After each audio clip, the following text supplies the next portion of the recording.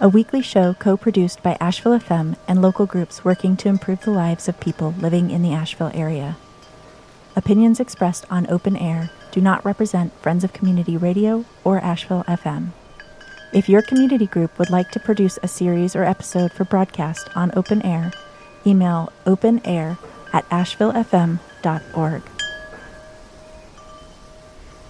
Good morning.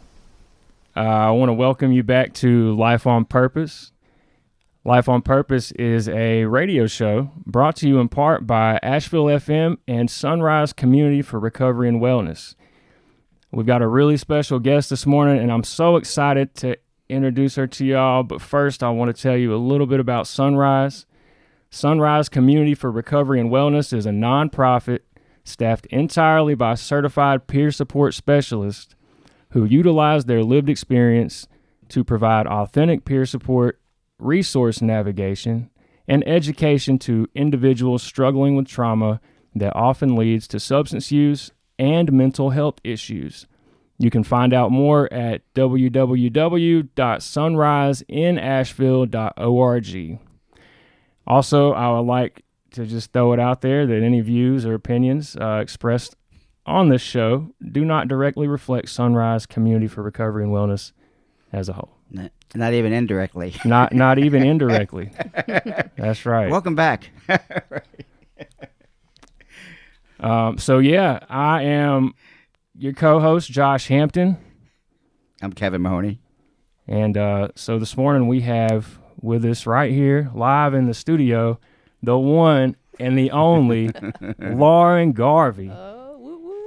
Old friend. How you doing this morning, Lauren? I'm doing great, and I am honored to be in the room with the grandfather, Kevin Mahoney, and you, Josh, and I look forward to our show today. Yeah, I'm really excited that you're here. Thanks for coming out. I know Kevin's probably got some more of the heavy-hitting questions here. No pressure. Maybe not heavy-hitting, but he's... Anyway, so with that said, I'm just going to start out.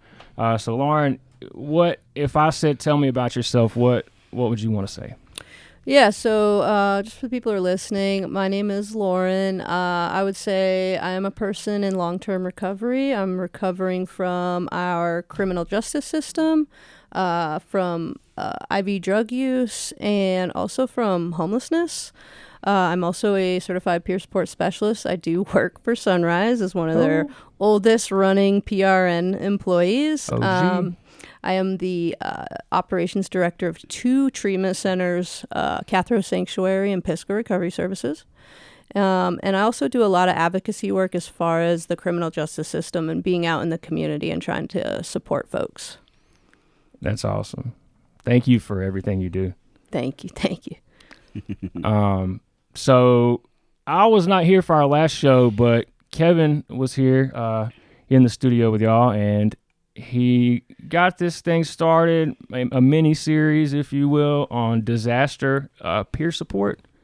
And so real quick, and I guess I'll just turn it on over, but tell me about how support during the disaster went. I know you said you mentioned you worked at Cathro's, and so I've heard that y'all were open to anyone who was on MAT, regardless of the clinic, that if somebody's clinic was shut down, they were able to come in, and I think that's so amazing. Yeah. So I've been telling people this, that the day after the storm, there was only 2 things that were open, and that was vape shops and methadone clinics. Yeah. And so that was kind of my experience. So when the storm happened and I woke up Friday morning, we were closed. So we had like an exception. So everybody had take homes. So my first thought was, what are we going to do about Saturday? I have to get to these treatment centers and we have to open so that people can get their medication. Not to mention, I wanted to make sure that we could check in with as many people as possible. So like that was where my brain went to first, is like nothing really mattered that was going on with me. It was like, how am I going to get these people their life-saving medication? Yeah, for sure. And so the good thing is that in OTP treatment, we have something called the SOTA, and that's the State Opioid Treatment Authority. and they're kind of based out of Raleigh, and they were able to really support us and help us on the back end of things, making sure we could get communication out. We have like a system where they send out text messages. Of course, at that time, we didn't know that the phones weren't working, right? We just assumed they were.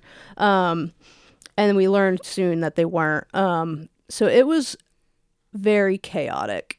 And there was this deep fear that people were going to be left out to dry.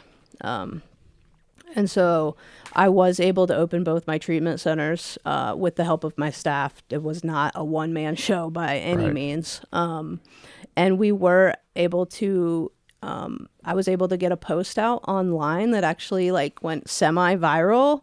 And so people were able to kind of be like, hey, even if you can't get to your home treatment center, you can come to our treatment center and we can emergency medicate you. And that even went as far as like people that were on buprenorphine prescriptions because they are separate entities. And so really the state was what stepped in and was like allowed us to kind of like open up these gates that had not been opened previously. And so that was really amazing because I feel like while there were still people impacted, we really were able to get to so many people that needed that medication and probably save a lot of lives. That is so huge. That is as low barrier as you can get. Yeah, exactly. And I'm sure it came through in the clutch for so many people. Yeah. That was probably... How long did you do that? So the state came back and was like, yeah, the state of emergency is good through December. So we technically can still do that. Obviously, everybody's kind of reopened to an extent. But yeah, we were allowed to just continue to do that during like even the chaos of everything. Yeah, that was a blessing, really. I'm sure that brought some kind of sense of normalcy, to people. And for me, when I've been on MAT in the past, I know that would be a huge crisis. I can't, overstate how big of a crisis that would be for me on top of everything else going on. Yep. So I just restated, I think that is such an amazing thing that y'all were able to do that. It's funny you say that, Josh, because a lot of people said like that was one of their biggest fear with even getting on the medication is like, what do we happen if there's a natural disaster and we can't get it? And like, so... and it wasn't just our treatment centers. There were other treatment centers in Asheville and surrounding areas that really stepped up to the plate to make sure we could accommodate that. There was also a big, we got a lot of calls about people who were going into acute withdrawal because they couldn't get up with their dealers. Yeah. So then we were having to do a lot of intakes without any power, without any internet. Oh my goodness. So it was all paper. But we were able to, get them into treatment. And a lot of those people stayed in treatment. Yeah, that's great. Yeah, it's really good.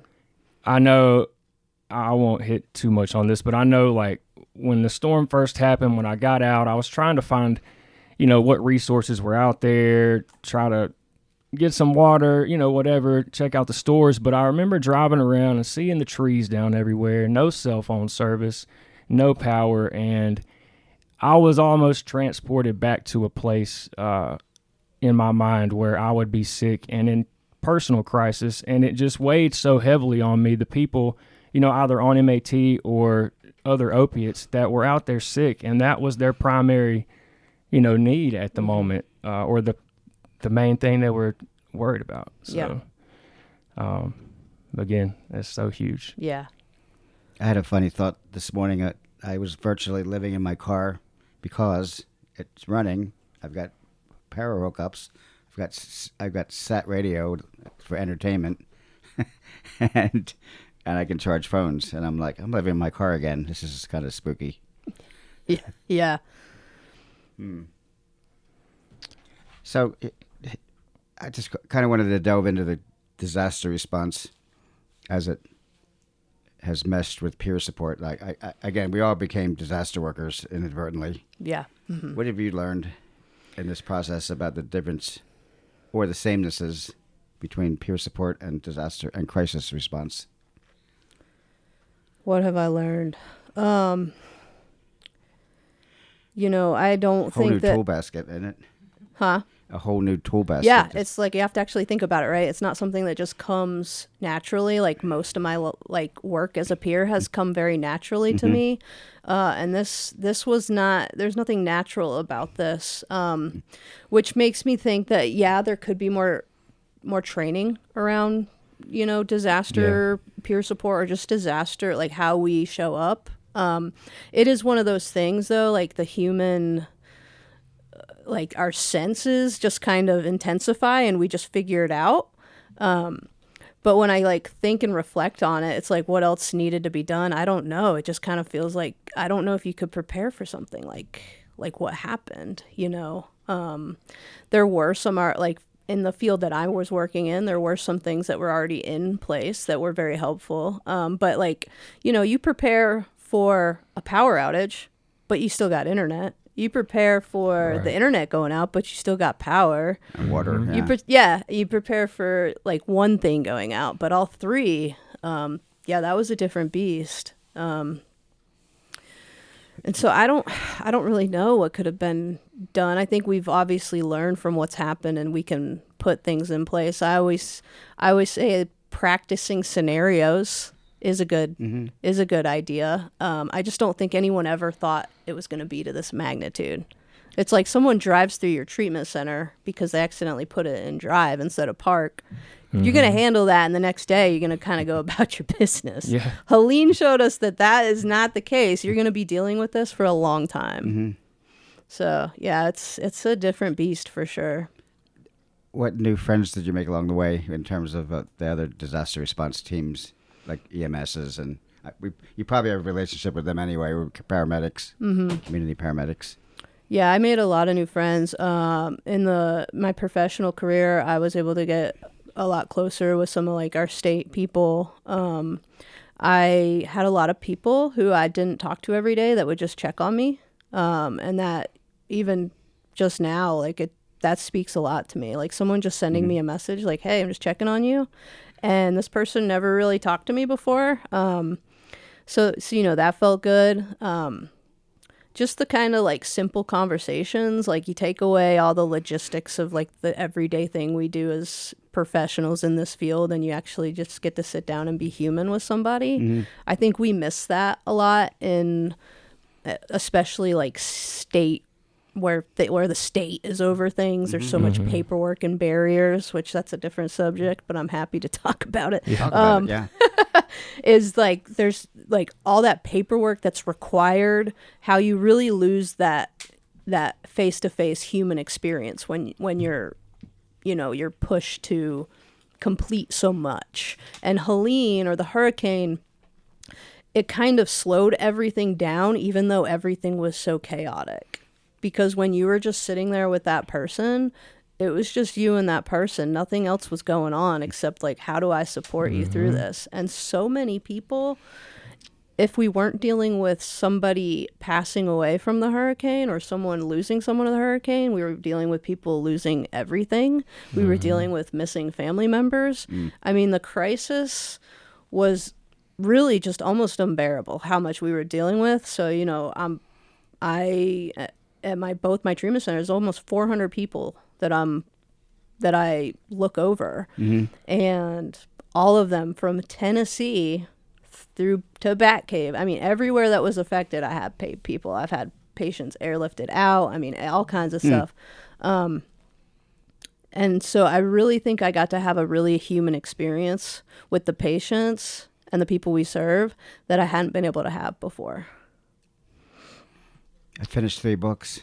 I haven't done that in a year. Good job. 3, and they were big ones too. Yeah. Wow. I started reading one, and then the power came back on. Oh no, that was a wrap. I tried to keep reading it, but it was a lot. When my power came back on, I'm standing in my kitchen, firing up the Coleman stove, which is sitting on my electric stove, and I was looking at it like something wasn't adding up. I'm like, what's wrong with this picture? I'm like, oh, wait a minute. It's an electric stove, and there's a microwave, and there's an air fryer, and I'm boiling water on a Coleman stove. I almost didn't want to not do it because I was so comfortable in my camping routine. Yeah. And I'm still, this is 8 weeks later, I'm still kind of working my way out of, back into amenities. Like, things are right there. I've got an internet that works like it's the way it's supposed to, and I've got a cell phone. I'm still off my game a little bit. I'm not. Normalcy has not returned to my life. Yeah. Yeah, I mean, I feel that, it caused a definite hard reset on a few levels in my life. And I think we kind of, Lauren, you were talking a little bit about this as far as like things slowing down, even, amidst the chaos. I felt like, with all the chaos, with all the turmoil and the stressors, without having the phone, without the power, and even without the water, it was like a silence for me, like an inner silence. And I felt like I was able, like you said, to really connect with people, the individuals I was around, the peers that I was supporting. And even, with such a tragic thing happening, I can see that as being something good that came from it. Yep. It's my neighborhood still isn't quite back to its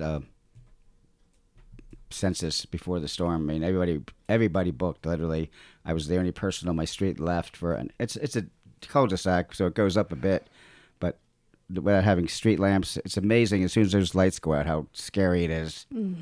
I'm buying all these self-defense tools and keeping them on my bed next to me. It's dark. I mean, I've got like lights, candles on everywhere, some LEDs. The big impact to me was Amazon. I noticed. I said, "What's affected my life the most?" That I can't push a button and order a light, and it's not, well, if I can, they can't get up here anyway because there's trees all in the roads. But that was like I'm looking for an Amazon truck desperately. I'm going, is that a truck? Nowhere to be found. Yeah. So that sense of comfort is restored. So I've quickly, emptying my bank account like when stuff. Because I can. I'm a little bit of a shopping addiction, if I want to put it that way. You need that dopamine hit from the Amazon. I get There it. you go. I get it with shoes. I did some cool Those are things nice that shoes. I like those. cool toys that I started collecting. I bought this radio. It's the size of it, smaller than a shoebox. It's got a crank on it for pan power. It's got a solar band for solar power. It's got a USB port. It's got batteries. It's got electric outlet. For about, again, I'm making really small boxes with my hands, but it's got a weather band, emergency band, and AM FM. It's like $30. So I'm ready for the next whatever that comes through, maybe. Right. Or not. Yeah. Yeah. Lauren, what challenges are you encountering in providing your type of peer support? And maybe just go into what your type of peer support looks like. Everybody has their own practice, right? Way of doing things. Yeah. And again, all this disruption in housing and every level of life is disrupted. So how are you helping people handle that? So it has been a little bit hard navigating resources because it seems like things have kind of like shifted, and there's been a harder time trying to like definitely catch up too, because it's like a lot of people need housing more than, I mean, it was already a problem, but now it's like even more so of a problem. And then it's like, the people that are working for the organization too, like they're trying to catch up on the things that they're behind. So it does feel kind of very overwhelming. There's definitely, if it's like, oh, I just need to grab some food, there's a lot of that going on. I know where to send people for that. But if it's like long-term solution stuff, yeah, there's definitely been kind of barriers to that. Like there's this planning of going on of what's going to happen, but we don't really know what to tell people, right? Like we're not sure. And it's, if you're someone who was houseless before, you're not at the priority. You weren't before, and you're like, it feels like you're definitely not a priority now, because we've got other people that we need to think As about. Always, right? Yep. And so that's painful, and I do notice it in the people that we support, that they're a little discouraged because they've already kind of felt like they were left behind, and now they really feel like they're left behind. If that's possible. Yeah, and so that's been difficult to watch. You slowly try to instill hope into somebody, and then a natural disaster happens, and it's like kind of like, well, we lost all that. That trust is kind of broken again because we're at ground zero again. So that's been difficult. It's in my own life too. Some of the things I find joy in, like going to the prison, going to the jail. I haven't been able to do that. Have you not been in prison, not even at all? So the prison got evacuated. I didn't know that. Yeah, the women's prison, they got evacuated like the second or third day. Oh my goodness. They were, and this information came from the chaplain. They had them drinking 2 small waters a day, and they're having to use the bathroom in not the most sanitary of ways. Right.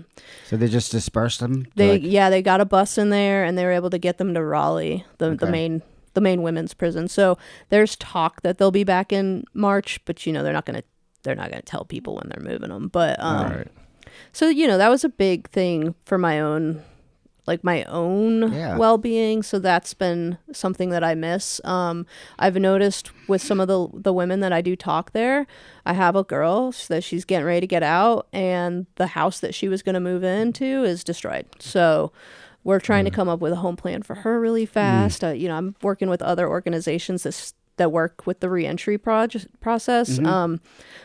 So there's barriers there, right? Because that's not something you anticipate. Your home plan for the last 20 years has been you're going to go to your son's house, and now that your son's house doesn't exist. So all kinds of barriers. I could keep going, What's going on in summertime? This flyer went around that the assurance phones were like going away.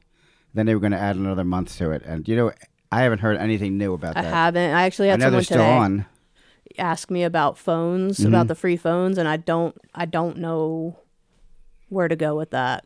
I don't have a solution of that. If anybody knows, We can check. Yeah, we'll get let back me to the know. center today. What was that called where you could, like if you had SNAP or EBT benefits or any, other kind of assistance, you could get like $35 off on your phone bill or your internet bill. And I actually utilized that for some time.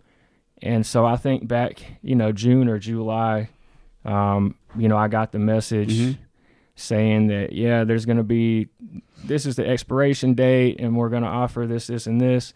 And then actually my provider, during that transition, they discounted my wireless bill to kind of give some more segue into paying full price for it. But I don't know, as far as I know, that's not a I haven't heard not a anything thing else about anymore. look into it. yeah, I haven't heard anything update. about that. So yeah, I've got a question that just came in here. So what types of programs or other things are now in place that have been developed since Helene that are disaster specific that could be implemented in the future if there's another similar scenario?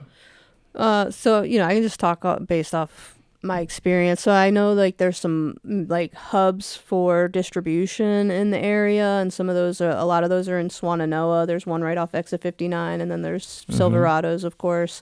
And then if some of those branch out into the smaller areas. I know Spruce Pine was really heavily impacted. I also know that some of those are starting to close down, some of the smaller distribution. So you always want to call and verify that they are still open if you're needing those supplies.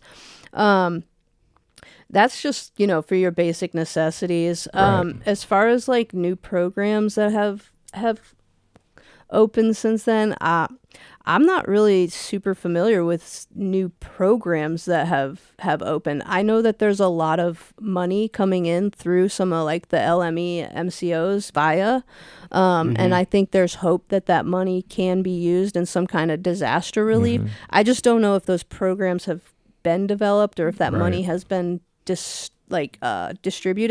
I know for the treatment centers I work at, there has been some coverage of treatment. So if you're underinsured or not insured, you can get free treatment as long as you have to qualify. But I know some of those programs. I think those programs are always great. Anytime you can kind of take some of that financial burden from other For sure. things and just so people can focus on really just trying to function every day, then you give them a better chance of being successful through this and not going backwards, especially with the people that I serve.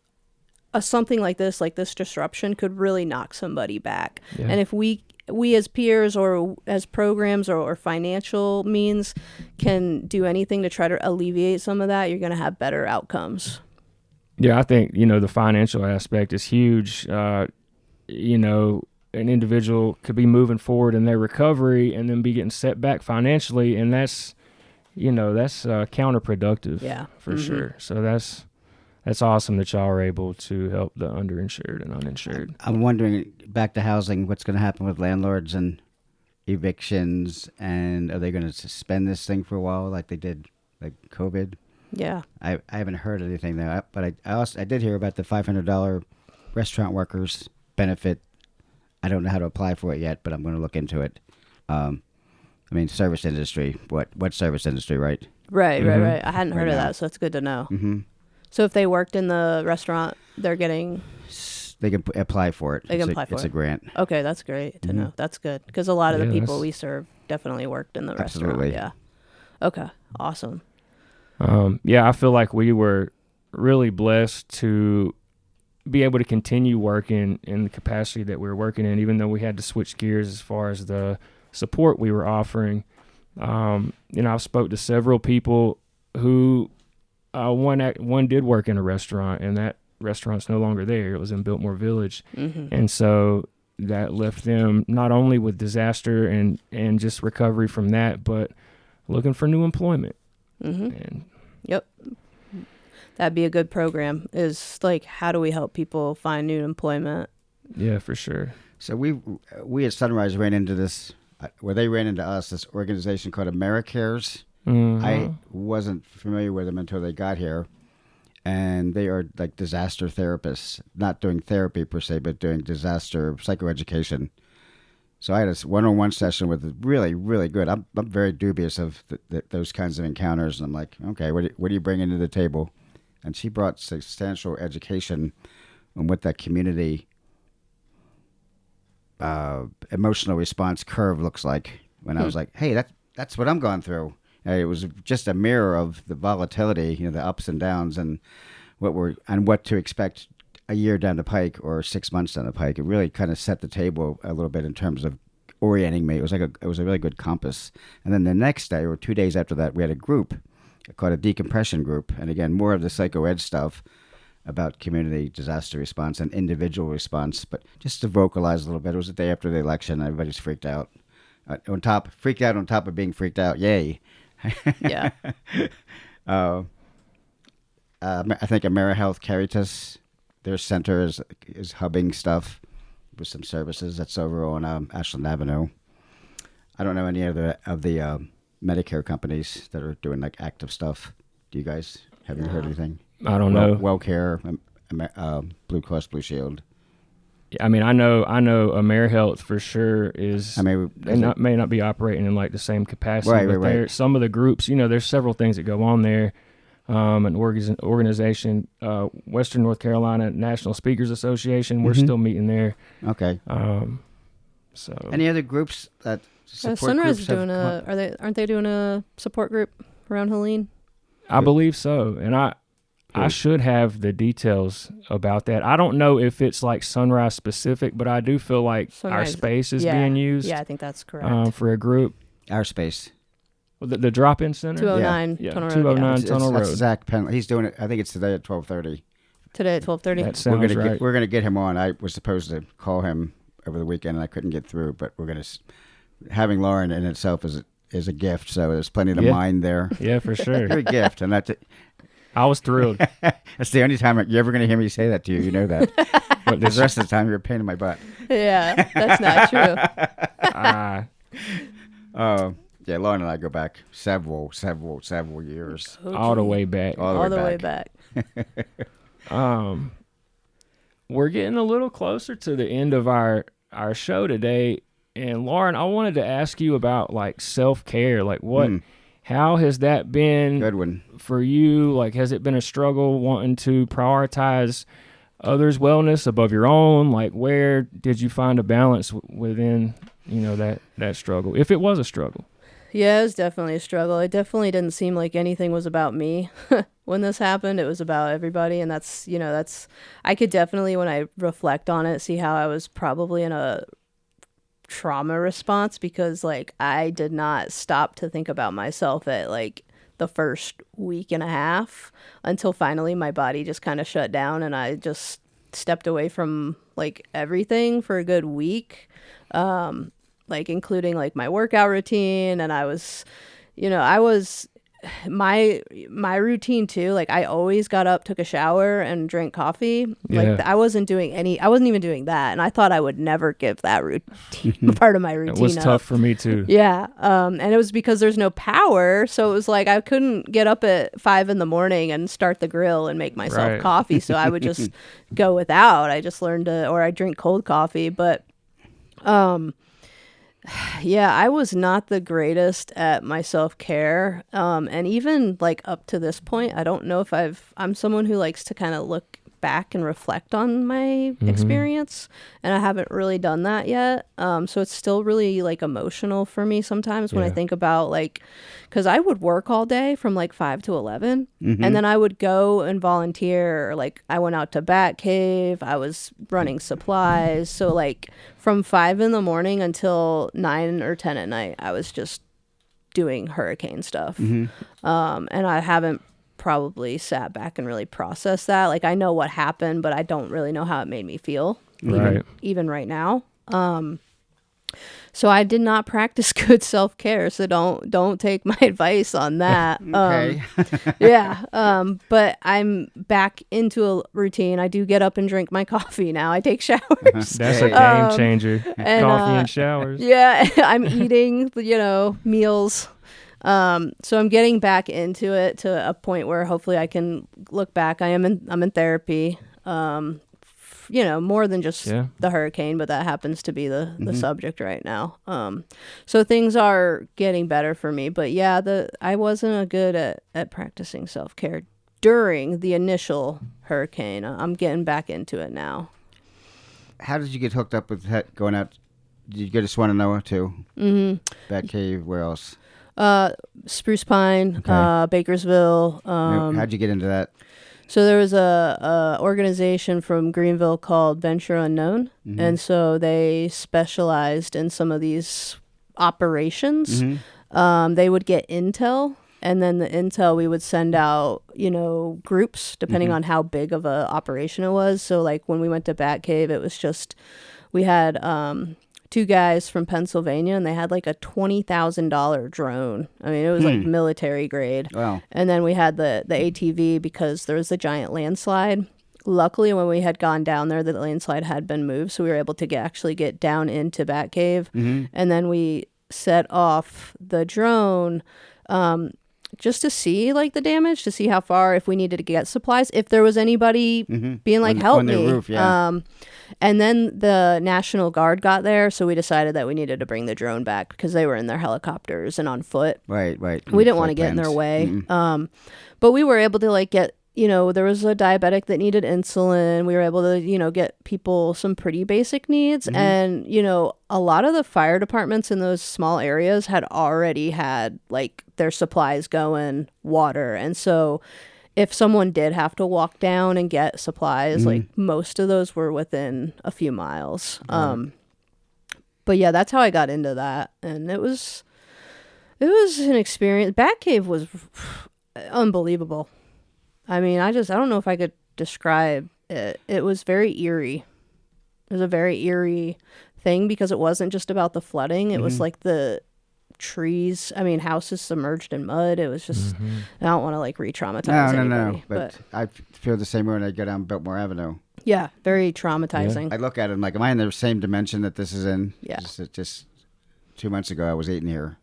Yeah. Long John Silver's, right? Very, very, you can't really describe it. It's just unreal. In my neighborhood, again, is very, very, very wooded, old wood. Literally, I get to live in the woods. I'm 2 miles from downtown, but it's splinters. There's like things that are uprooted, these giant 100-year-old trees. It's just, and I go out and I feel like I'm in a war zone. But I've been in wars, so that's what feels weird about it. It's different because it's my backyard. Yeah. And this is what my disaster therapist said to me. It was like, she goes, what you're feeling is because it's in your backyard, and it's not. If you go into war, you know what you're getting into. Brace yourself, hang on. this. On a Thursday, it's one way, and on Friday morning, it looks like this. Yeah. She goes, that's what you're experiencing. I was like, and she let me say that. She didn't just tell that to me. But boy, Yeah.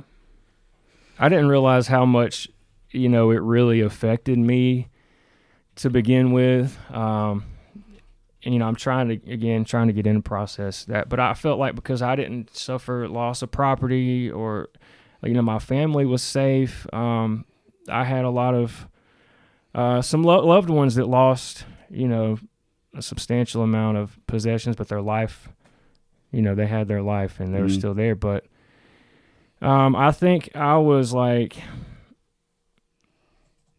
stuck in disaster mode, like survival mode, and I didn't have a chance to think about, how seeing my home, seeing Asheville in such distress and Biltmore Village. I don't want to go into too much detail, but yeah, it did affect me more than I realized. Yeah. Mm-hmm. This is a two-pronged question. Kind of plays off each other.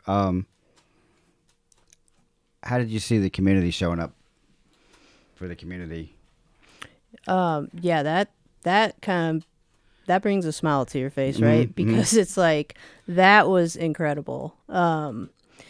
It wasn't just the people showing up. It was like that deep connection, like we were all connected. Like everything else didn't really matter. We were going through this and we were going through it together.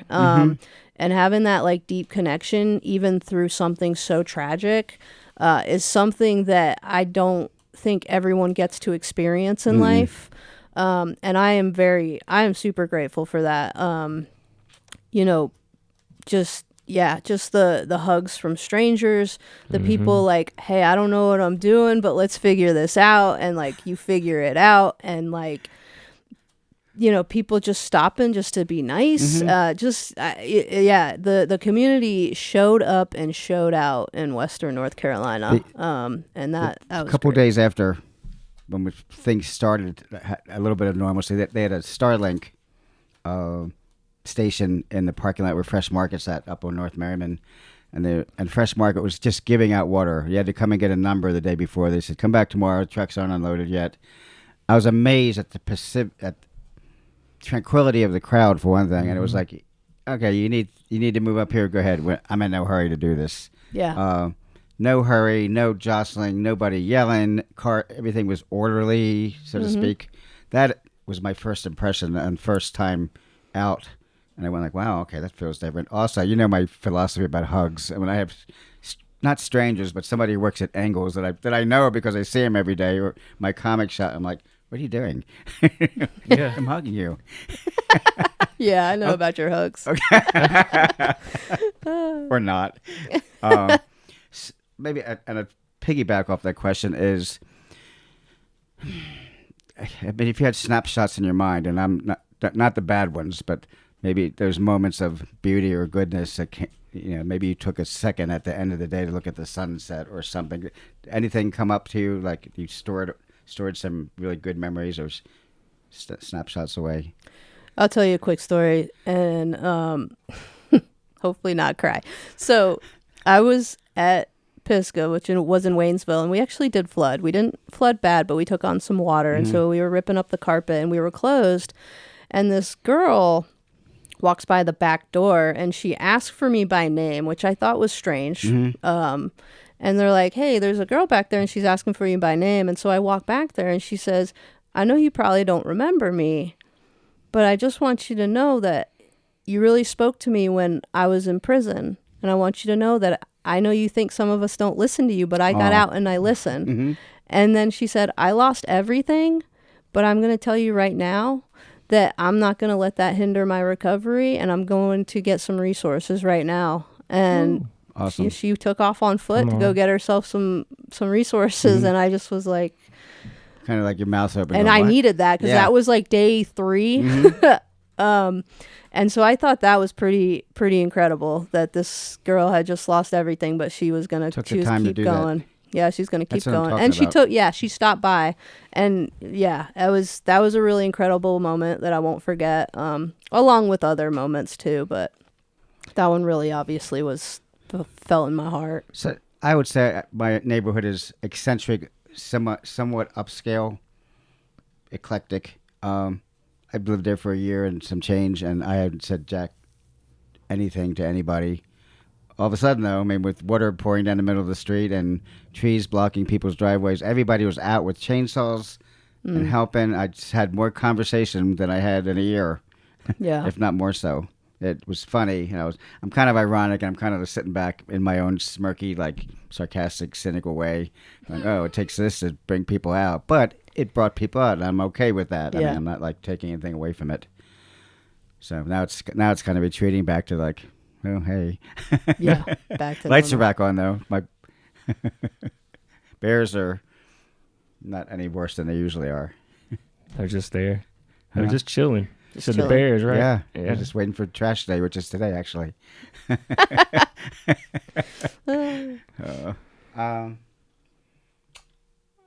What do you think we're looking at?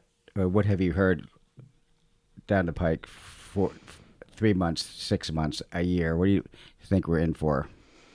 What do I think is going to happen in 3 months, 6 months? I think we're going to see a lot more people lose housing because of... It's going to get not blessed by the inspectors. It's not safe to live in. I think we're going to see an uptick in suicide, overdoses, people returning to use. I think that there's going to be probably families that probably break up, over this. Like there's going to be families that get separated. I think the emotional turmoil that's going to really show itself is going to impact people to where doing everyday things like going to work is going to be a very, really hard thing. I think the mental part of this is probably going to be more devastating in the long run than what we can imagine. That's not to say I'm not hopeful. I just think that that's reasonable to think that we need to be planning ahead for that. There's also, again, you've got people getting released from treatment programs and incarceration and recovery houses, whatever. And there's already a strain on housing. So, you're adding to that strain. And so, I hope that the right programs can be put in place so that we can try to make a dent in this. But yeah, I definitely worry with the amount of people that were impacted by this, what the long-term effects are going to be. What organizations can you recommend to volunteer for? Like if I was going to leave right now and go volunteer, I'd probably go over to Silverados. They, a lot of the stuff going on with I know a lot of people want to go out and do things, and most of that stuff doesn't seem like as needed now. Now it's just organizing the supplies that we do have and getting them to places. I would say that some of the more rural areas would be a good place to look. I'm not sure what the organizations would be called, but you can you could go to Spruce Pine and there's a whole thing going on in their downtown. So you can just go if you're interested in volunteering. The fire departments can usually lead you, but looking for the larger distribution and then asking them where the help's needed. Right. I'm sure there's other opportunities too that I'm not aware of. Is there a page, a social media page or anything like that, a website that kind of has compiled, all the volunteer opportunities or, documented the needs? I mean, that would be great. Yeah, there's a Facebook page that I'm part of, and I don't know the name of it. I think it's WNC Helene Response or something like that. There's probably more than one because we know how social media is. But that's one. I do follow the Silverados page. And that's in Black Mountain? Yeah. I obviously, Zach Penland, I see what he's got going on. There's a few other people I follow that have been kind of on the front lines. So I just kind of see who's doing good stuff and follow them on Facebook. Yeah. Go that way. That way. Go that way. Yeah. Well, Lauren, we're right here at the minute. What do you want to leave us with? Well, first, I just want to thank you for coming out. Thanks. I really enjoyed getting to know you a little better, hearing more about, the disaster response. But yeah, is there any parting words? Parting words. Yeah. Yeah, Helene, the hurricane, that obviously was very impactful to the area. We saw like what it looks like to come together as a community. I remember there was a lot of people saying like, don't forget about us, but I think it's important to remember like we don't forget about us. Like we as the community cannot forget about us. Like don't forget how you felt the first, second, third day when everything was happening. Like remember to keep that energy. And everyone deserves help. We don't get to categorize who should be getting help and who shouldn't. And I think that we as a community really can change the outcome of what this is going to look like in 3 months, 6 months, a year. I just think it's really important that we all work together in this, and that we don't forget what happened here. We keep the humility, because what happened here can happen to anyone at any time in some other form. Yep, in some other form. So I just hope that this continues to bring us together. Okay. Well, thank you so much, Lauren. Thank you guys for having me. Real quick, I just want to throw in one announcement for Sunrise. We have a problem gambling support group that is held Wednesday evenings from 6 p.m. until 7 p.m. at our drop-in center, which is 209 Tunnel Road, Asheville, North Carolina. I think it's 288016. If you type into it'll get you there. Tunnel Road, one of those. It's 288 something. I know that. But that will be starting not this Wednesday, but next Wednesday. We'll get that started back up. With the hurricane and everything, the capacity we're operating in, we have not been holding that group. So there's that. And, problem gambling, I'll just say that, not everybody who gambles has a problem with gambling, but for a small but significant number of people, problem gambling severely affects every aspect of their life in a negative way. And on not this Thursday, but next Thursday, we have an online. It's not just for peers. It's for, I think, basically health professionals that peers. We call it peer support, but it's health support. Oh yeah, it's online, so anybody can join. Peer support is lit. Yep, I enjoy it. Cool. Yeah, thanks. I know. I wish it wasn't on. It's on Thursdays, right? It is at 12. Yeah, 12 I'd to go 1. if I could. I'm being asked to drop our website in here again. So it's www.sunriseinasheville.org. So that's sunrise, not the letter N, but the little tiny word with 2 letters, I-N, sunriseinasheville.org. If you want to reach out to me, you can hit me up at jhampton@sunriseinasheville.org. Yeah. Do that. I look forward to hearing from you. Inundate him. Inundate me. Using big words. Trying to confuse me, Kevin. All right. All right. See you in 2 weeks. See y'all the next time. Next time. Next time. Thank you.